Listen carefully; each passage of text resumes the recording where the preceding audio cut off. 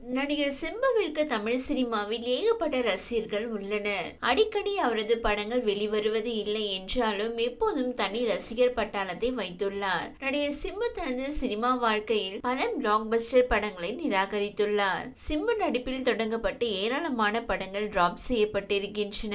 அப்படி சிம்பு நடித்து டிராப் ஆன படம் தான் கெட்டவன். இப்படத்திற்காக நீண்ட முடியுடன் வித்தியாசமான கெட்டப்பில் சிம்பு இருக்கும் போஸ்டர்கள் இணையத்தில் மிகவும் பிரபலமடைந்தன.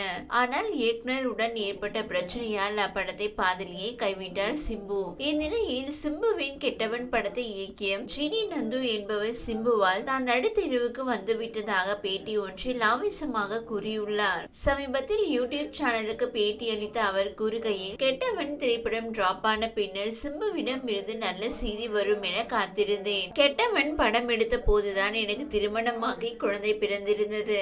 அப்போது சிம்பு எனக்கு 50,000 கொடுத்தார். அது மருத்துவ செலவுக்கு உதவியாக இருந்தது. அதை பற்றி நானே பல பேட்டிகளில் பெருமையாக கூறியிருக்கிறேன். தொடர்ந்து பேசிய அவர், சிம்பு உதவி செய்ததற்கு ஒரு வாரத்திற்கு பின்னர் எனக்கு போன் செய்தார். அப்போது கெட்டவன் படத்தின் கிளைமாக்ஸில் வரும் வசனம் பற்றி என்னிடம் கேட்டான். எதற்கு என நான் கேட்டேன். அப்போதுதான் அன்பானவன், அடங்காதவன், அசராதவன் படத்துக்கு அந்த டயலாக் தேவைப்படுகிறது. அதை வைத்தால் நன்றாக இருக்கும் என தோன்றியது என கூறினார். உடனே நானும் எனக்கு உதவி எல்லாம் செய்திருக்கிறாரே என்பதற்காக அந்த வசனத்தை கூறினேன். அந்த வசனம் கெட்டவன் படத்துக்கு தான் கரெக்டாக இருக்கும். ஏனெனில் இந்த படத்தின் முழு சாராம்சத்தையும் கொண்ட வசனமாக அது இருக்கிறது என்பதையும் சிம்புவிடம் எடுத்து கூறினேன். அதையெல்லாம் காதில் வாங்கிக் கொள்ளாமல் அந்த வசனத்தை அப்படியே அன்பானவன், அடங்காதவன், அசராதவன் படத்தில் வைத்து அதை நாசமாக்கிவிட்டார். கெட்டவன் பட கதையை மொத்தமாக திருடி படம் எடுத்திருந்தால் கூட சந்தோஷப்பட்டிருப்பேன். ஆனால் எனக்கு உதவுவது போல் வந்து என் படத்தின் வசனத்தை அவர் தூக்கி சென்றது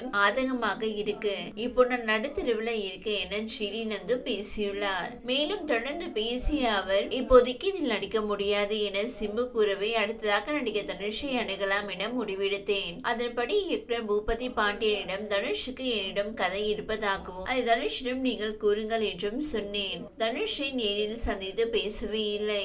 இதற்கிடையே சிம்பு நாமே இதை பண்ணலாம் என மறுபடி கூறினார். எனவே அதற்கு ஆயத்தமானேன். ஆனால் தனுஷிடம் நான் கதை சொன்னதாக கருதி கொண்டு சிம்பு என் மீது கோபப்பட்டார். அங்கிருந்துதான் இப்படத்திற்கான பிரச்சனையை தொடங்கியது என்றார். சிம்பு நயன்தாரா குறித்து பேசிய ஜிடி நந்து, சிம்புவுக்கும் நயன்தாராவுக்கும் கிறிஸ்தவ முறைப்படி மோதிரம் மாற்றி திருமணம் நடைபெற்றது. அது எனக்கு தெரியும். அவர்கள் இருவரும் பிரிந்ததற்கு பல காரணங்கள் சொல்கிறார்கள். ஆனால் எனக்கு தெரிந்து ஒரு விஷயம் முக்கியமான காரணமாக இருக்கலாம். திருவல்லிக்கேணி பிள்ளையார் கோவில் தெருவில் இருந்த ஜோசியர் ஒருவரை நானும் சிம்பு தரப்பில் ஒருவரும் சென்று சந்தித்தோம். அப்போது சிம்பு நயன்தாரா இருவரின் ஜாதகங்களை பார்த்த அந்த ஜோசியர், நயன்தாராவுக்கு கல்யாணம் நடைபெற்றால் அவர் தெருவுக்கு தான் வர வேண்டிய நிலை இருக்கிறது. அவருக்கு திருமணம் நடைபெறாமல் இருந்தால் முதலமைச்சர் ஆகக்கூடிய வாய்ப்பு இருக்கிறது என கூறினார். எனவே இதுதான் அவர்கள் பிரிந்ததற்கான காரணமாக இருக்கும் என கருதுகிறேன் என்றார். இந்த வீடியோ உங்களுக்கு பிடித்திருந்தால் லைக் செய்யுங்க. மேலும் இதுபோல் வீடியோ தொடர்ந்து பார்க்க நம்ம ஒரு சேனலை சப்ஸ்கிரைப் மற்றும் ஃபாலோ செய்யுங்க.